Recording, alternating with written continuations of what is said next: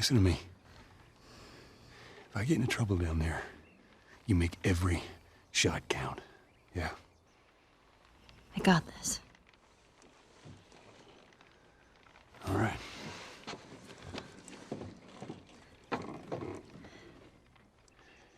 And just so we're clear about back there, it was either him or me.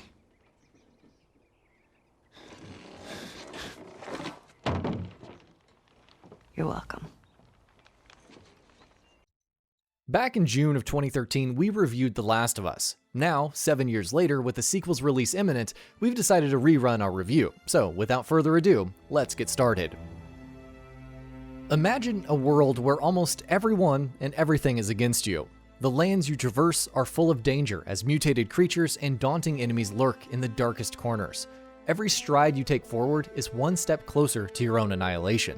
But somewhere, somehow, you find a reason to move ahead with something worth fighting for. The Last of Us is a game that treads on this thesis of human spirit, relationships, and emotions. It's an experience you will unlikely find in most modern games. The game is set in a post-apocalyptic era where most of the population has been wiped out by a cordyceps-type fungus. Oddly, the game does not explain the nucleus of this infection, which may put off a few players. However, in the grander scheme of events, players will understand that The Last of Us is primarily a game based on the father-daughter-like relationship between Joel and Ellie respectively, akin to that of Lee Everett and Clementine in last year's The Walking Dead. Shut up. I'm serious. Sing something. No. Come on, I won't laugh. I don't think so. Joel, please. Joel is a hardened black marketer who has seen his share of predicaments. 20 years later, he finds himself accompanied by a survivor named Tess. They need to smuggle a 14-year-old girl, Ellie, to the Fireflies, one of the several factions in the game. They journey through several parts of America, fending off scavengers, the deadly clickers, and the military. I'll spare you the most minute gameplay details, but you will come across several gut-wrenching situations in The Last of Us. These include the usual crooked characters and a mix of extremely depressing moments. The Last of Us is definitely a mature game, and there is a colossal amount of violence that comes with that tag. It wouldn't be surprising if players found Joel to be as barbaric as some of the savages he meets, but there is a comprehension behind his agitated behavior. As the game builds up, you will find Ellie to be equally fierce as well. The combat in the game is no nonsense and decidedly straightforward. Players will pick up several types of weapons like handguns, revolvers, shotguns, rifles, and the crowd favorite flamethrower. All of these weapons can be upgraded on a bench, which can be found at specific locations in the game. There's also a bow available, but it's ultimately counterproductive in most cases. Gameplay is fairly non-linear, with wide open spaces throughout. It's highly recommended that one explores every possible area and search for parts that can be used for crafting significant items like medikits, Molotov bombs, smoke bombs, and much more. You can also mod melee weapons like the axe and baseball bats. As a whole, the weaponry red tape is realized effectively. The game does not have an in-depth leveling system, but it rewards the players with skill points. These can be used to enhance Joel's health, listening distance, crafting speed, and more.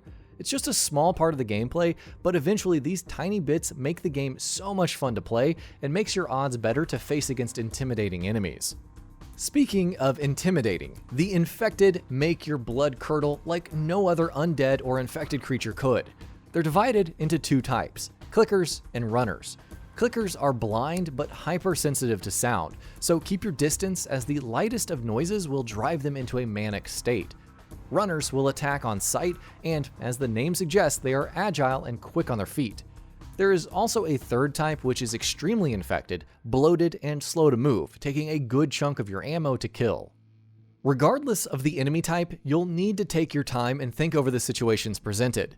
These are adept detractors the player is dealing with. Set bombs at the right places, conserve your ammo, and make every shot count.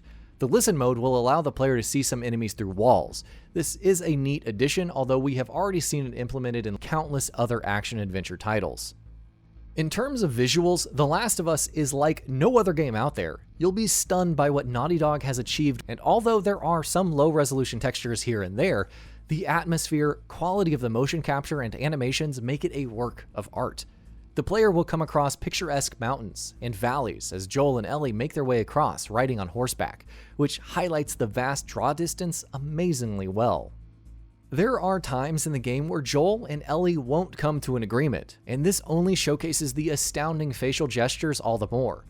Intricate details like blood pouring from Joel's hand or the exasperated face Ellie makes when she lobs on an enemy from behind have been unmistakably captured. Troy Baker does a great job of voicing the gruff Joel, while Ashley Johnson is impeccable in giving Ellie her personality. Her cries, laughs, and random mumbling while roaming the lands have been uniquely performed by Ashley and help make Ellie all the more human. The supporting cast also does a great job of moving the story along, but for accentuating the atmosphere and driving home the true emotional weight of the game, Academy Award winner Gustavo Santaolalla's score shines. His tracks carry the weight and melancholy a game like this warrants.